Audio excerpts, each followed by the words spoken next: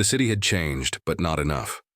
Andre Carter saw it in the way people hurried past the old courthouses, their heads down, shoulders stiff, as if the ghosts of past injustices still haunted the steps. New buildings rose high into the skyline, polished and modern, but beneath the surface the same rules still applied. The old power structures hadn't crumbled. They had simply learned to disguise themselves better. He hadn't been back in years. The memories were too heavy, too raw. But when he received the invitation to speak at the Civil Rights Summit, something in him knew it was time. He had built his career on fighting for men who had no voice. He had taken on cases that no one else would touch, exposed corrupt judges, overturned wrongful convictions. Yet standing at the edge of the city that raised him, he felt the weight of what had not changed. As he drove toward his hotel, the past and present blurred together. The streets were familiar, yet distant, filled with whispers of who he had been before he left. His name carried power now, but here, in this place, would it be enough?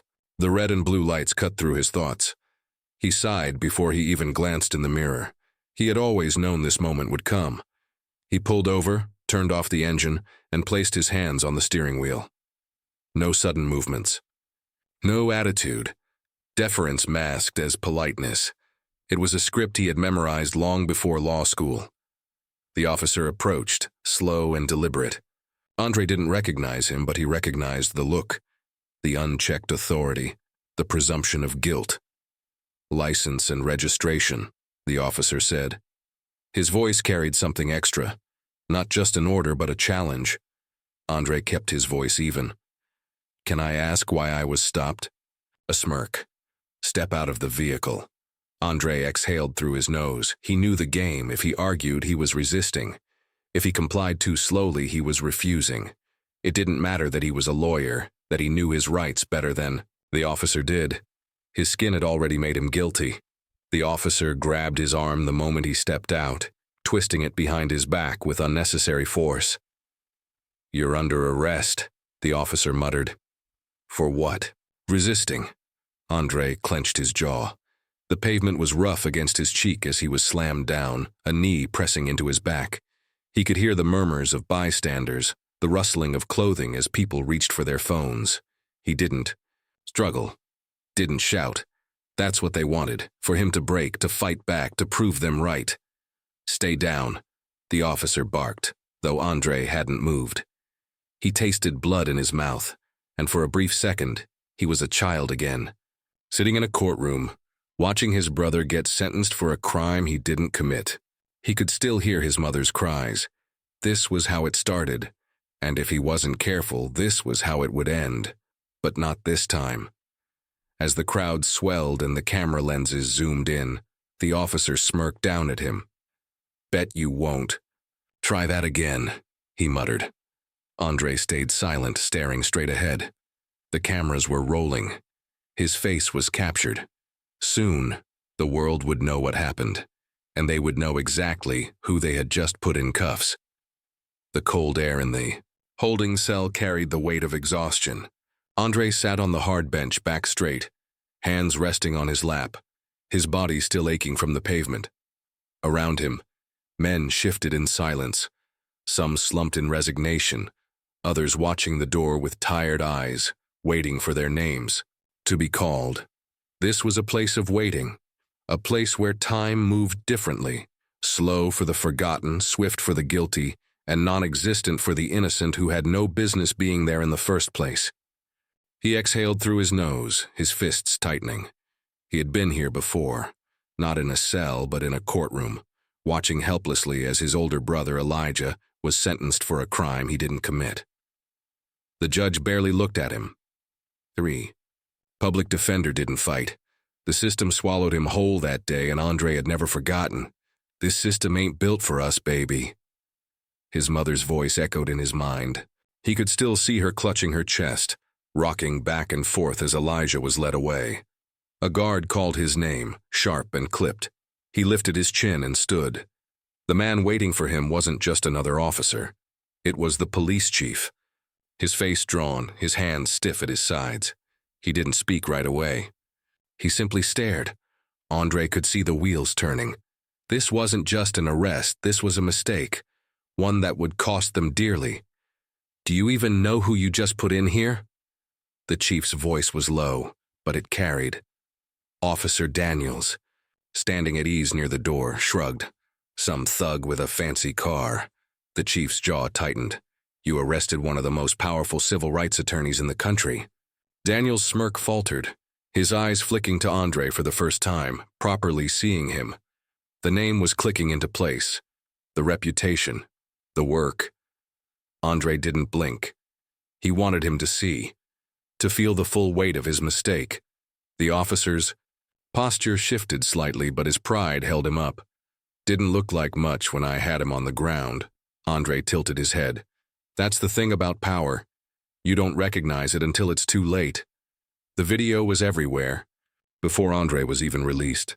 The footage, captured from multiple angles, played on every major news station, flooding timelines, sparking outrage. Andre, face down on the pavement, the knee in his back, the unnecessary force, the lie. Social media exploded. Justice for Andre trended. Worldwide, civil rights organizations issued statements. Journalists dissected every second of the footage. Celebrities called for Daniels' immediate termination. Outside the police station, protesters gathered, signs raised high. "No justice, no peace. We saw it. We won't forget it." The department scrambled to respond, releasing a statement calling it an unfortunate incident, but refusing to acknowledge wrongdoing. No apology. No accountability. Andre sat in his office, watching the press conference unfold on the screen. His jaw was tight. They thought they could spin this, that they could let it pass like so many before. Not this time. He started digging. The arrest was personal, but the fight had to be bigger than him. He combed through public records, past cases, disciplinary reports. The same name appeared too many times. Daniels. Case after case of black men arrested under suspicious circumstances. Complaints of excessive force, all dismissed. Investigations launched, then quietly closed. Andre leaned back, rubbing his temple. This wasn't just a rogue cop. This was a pattern, a system designed to protect itself. The phone rang. A voice, on the other end, hesitant but steady. "You don't know me," the man said. "But I used to wear a badge." Andre sat up. The man exhaled. "I have something to tell you." The protests swelled, filling the streets, stretching into the night. The city felt like it was on the verge of something, justice or something else entirely. The mayor stood at a podium, calling for patience, for a thorough review.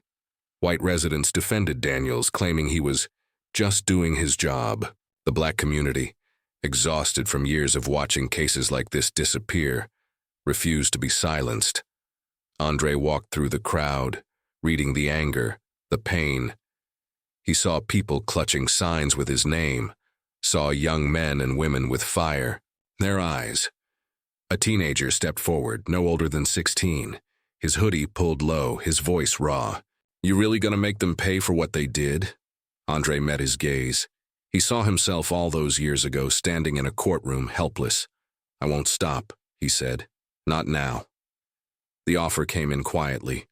A private meeting, a handshake, deal, a settlement, money in exchange for silence. Andre barely let the lawyer finish before shaking his head. Not interested.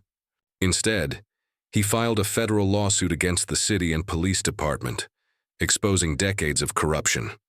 The media followed every step. Some hailed him as a hero, others accused him of attacking law enforcement.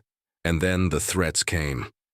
Anonymous letters, late-night calls, warnings to back off before things got worse. But Andre had never been one to back down. The courtroom was silent, save for the occasional shuffle of papers and the murmuring of reporters typing furiously on their laptops. The air was thick with tension. Every seat filled, every eye locked on the man at the defense table. Officer Rick Daniels sat stiffly in his chair, his jaw tight, his hands folded on the table like a disciplined soldier. But his eyes betrayed him. They flicked anxiously toward the jury, toward the cameras, toward the people who had come to see if justice could finally be served. Across the aisle, Andre Carter sat calm, composed. But beneath his stillness was a fire, years of restrained anger and grief threatening to surface. He wasn't just here for himself. He was here for every black man who had ever been thrown to the ground, accused, beaten, and silenced. The judge entered, and everyone rose. "This court is now in session," the bailiff announced. The trial had begun. Daniel's lawyer stood first, adjusting his suit, his voice smooth and confident. "Ladies and gentlemen of the jury, this is a case about a man doing his job. Officer." Daniels was tasked with keeping the streets safe, a job that often means making tough decisions in high-pressure situations. He turned, gesturing toward the defendant. "My client has served this community for over 15 years. He has taken down criminals, protected neighborhoods, and risked his life to ensure public safety." Andre didn't flinch. He knew where this was going. The defense continued, his voice carefully measured. "Now, we understand that what happened that day looks bad on video, but we ask you to consider the full context. Officer Daniels had no way of knowing who Mr. Carter was. What he saw was a man who refused to comply with simple instructions." Andre inhaled through his nose. There it was. The attorney's tone grew more pointed.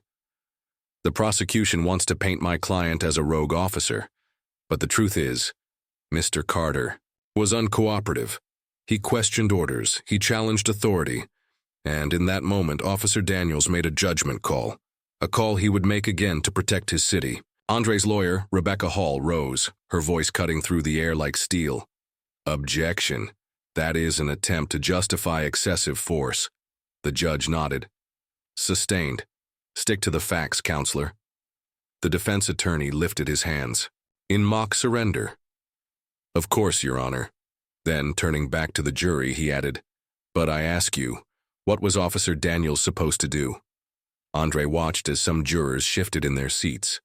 The same story, recycled. The same narrative, repackaged. Then it was his turn.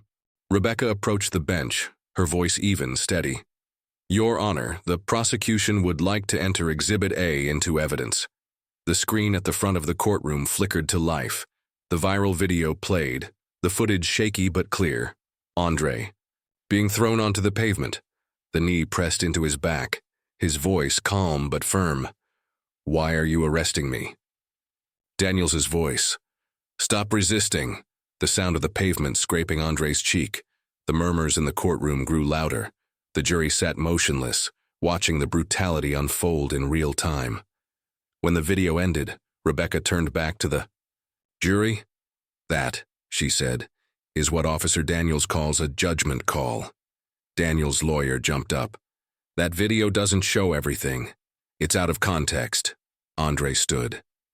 "Then let's give it some context." Rebecca nodded. "We call our first witness to the stand." The bailiff opened the side door, and a man stepped through. He wore a crisp blue suit, but there was something weary in his posture, something hesitant in his eyes. "State your name for the record." "James Calloway," the man said. A whisper rippled through the room. Calloway had been a cop, a respected one. He had left the force years ago with no explanation. Rebecca approached. "Mr. Calloway, can you tell the jury why you left the police force?" Calloway hesitated. Then, exhaling, he spoke. "Because I got tired of covering up things like this." Daniels shifted in his seat. Rebecca stepped closer. "Clarify what you mean by things like this." Calloway swallowed hard, glancing at Daniels. "The department had a way of handling things. Certain officers, especially ones like Daniels, were protected. Complaints went missing. Internal affairs investigations never went anywhere. If a black man filed a report against an officer, we were told he was probably lying." A gasp from the back of the room.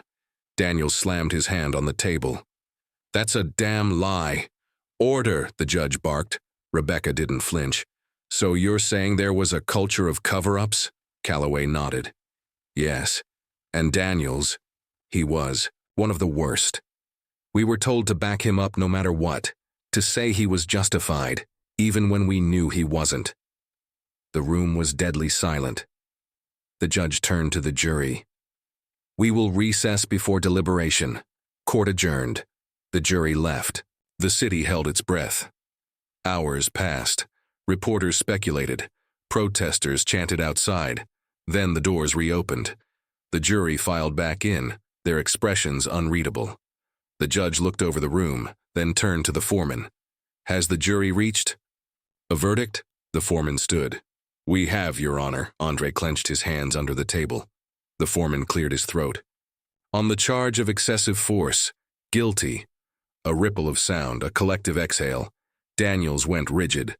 The judge's gavel slammed. "Order in the court!"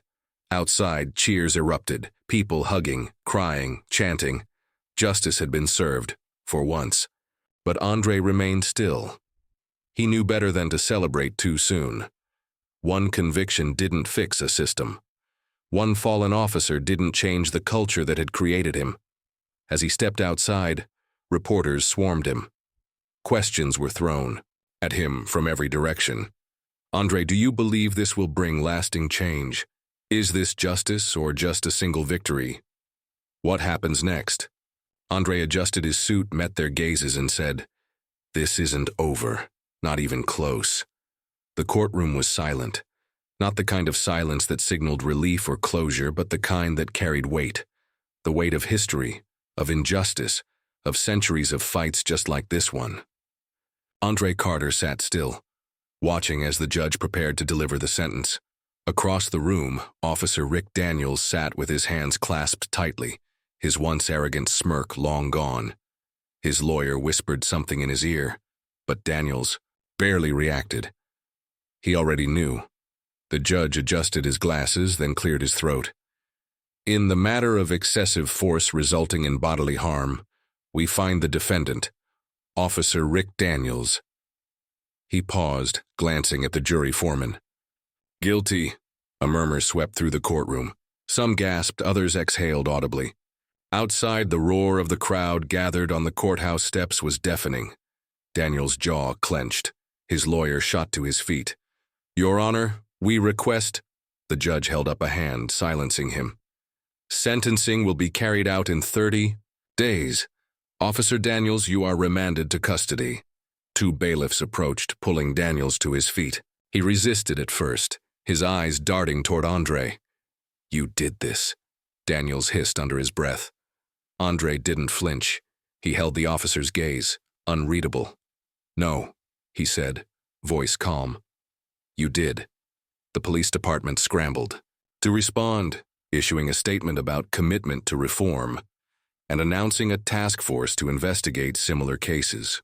The mayor gave a press conference talking about systemic improvements. Words, nothing more. Andre listened, arms crossed. He had heard these words before. They meant nothing without action. The media called him a hero. Headlines declared, "Him the man who broke the system."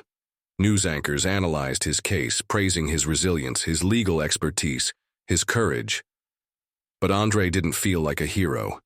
He felt exhausted. He had spent years fighting, and even after a guilty verdict, the system still stood. His inbox flooded with emails. Law students, activists, victims of police brutality, all reaching out, all looking to him for guidance, for help. He wanted to answer them all, but the weight of their expectations felt suffocating. He turned off his phone. Somewhere along the way, he had stopped sleeping. He drove in silence, the road stretching out before him, the city fading in his rearview mirror. He knew where he had to go. When he reached the gates of the prison, he hesitated. His heart pounded, an unfamiliar unease creeping in. He had stood in courtrooms, faced off against powerful people, but this moment felt heavier. The gates opened. A man stepped out, Elijah. 15 years had passed, but Andre would have recognized him anywhere. His brother had aged, the lines on his face deeper, his stance careful.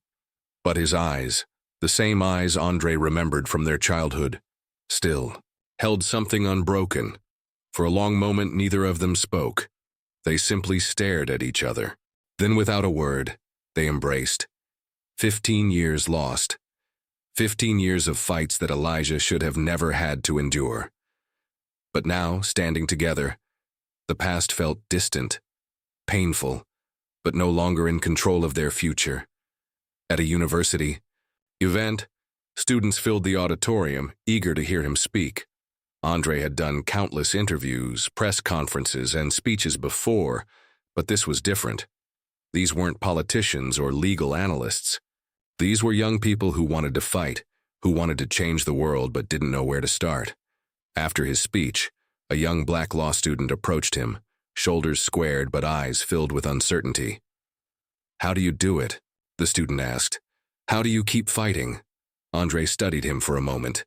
He had been that kid once, full of questions, searching for answers. He didn't offer advice. Advice was easy to ignore. Instead, he asked, "What are you willing to do to change the world?"